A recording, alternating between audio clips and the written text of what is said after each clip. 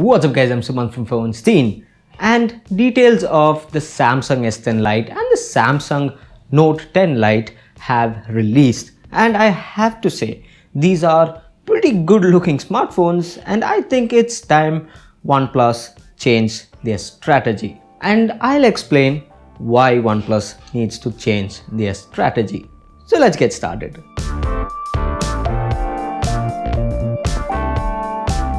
Now, just before CES, details of the Samsung S10 Lite and the Note 10 Lite have come, and the specs are amazing. The only thing that we aren't sure about right now is the price, but I'll just go over through the specs of both these devices. So for the Samsung S10 Lite, we have a 6.7-inch Full HD Plus Super AMOLED Infinity O display.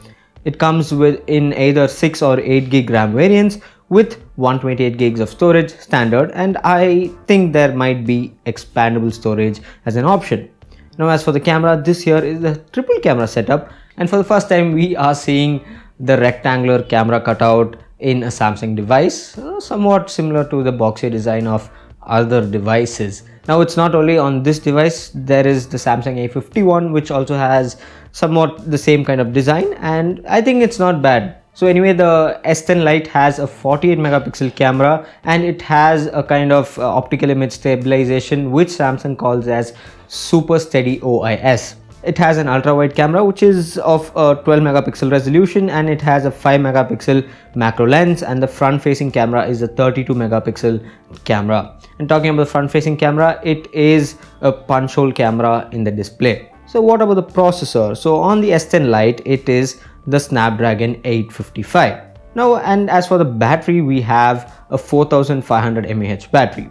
Now on the Note 10 Lite, most of the specs are same. So in this I'll tell what are not similar.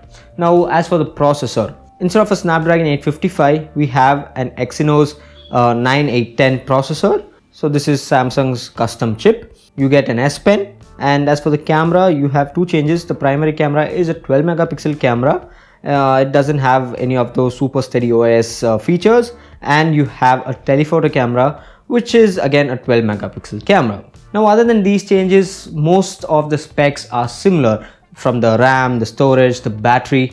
So most of the things here are similar. Now I'll let you know why OnePlus needs to be concerned about these two devices. Now, when you take a look at the S11 or S20, however they want to call it, it is aimed at people who can spend lavishly and get those for those small extra features. But according to me, OnePlus is one company which has been doing one thing really well, offering great value for like a really good price. Yes, I won't say by any means they are affordable, but for the price, it is an immense value. Now, I think Samsung has started, they've not exactly come into that route, but started that with the Samsung S10 Lite and the Samsung Note 10 Lite.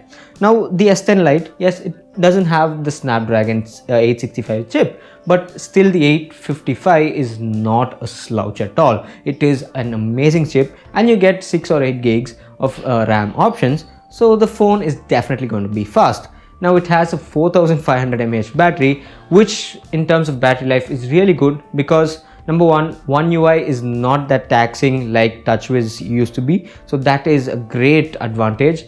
Number two, it has an AMOLED display that combined with dark theme will definitely help, and the chipset here 855 is not some big chip, so it is also going to be power efficient. Now, one thing that OnePlus still now haven't gotten into the hearts of people is the camera, but this here is Samsung. They are good with their camera software, the technology, whatever they use, they are good with that. And I'm sure the S10 Lite with its 48 megapixel sensor and along with Samsung amazing processing power is going to do wonders. Now, if that happens, then OnePlus again needs to be a little more concerned about what they are going to be doing in their next device. And I'm sure it's going to be great, but if this is going to be the case, then they again have to reconsider small things. So the only thing that OnePlus is on top right now is going to be the user experience, the stock Android feel. that it offers, the performance it offers, the 90 Hz display. Now, according to the details which are revealed, there's no mention about any high refresh rate displays. So if there's no high refresh rate displays, then of course OnePlus wins there. But you know, Samsung displays are the kings when it comes to the smartphone industry, and this year is going to be amazing as well. So why should OnePlus be concerned?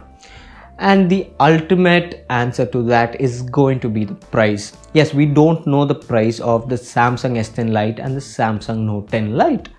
And if Samsung prices these two devices somewhere around the $550 to $600 mark, yes, $550 to $600 mark, then OnePlus needs to be concerned. So this year's OnePlus 8 will be more value for money when you compare that to these two devices.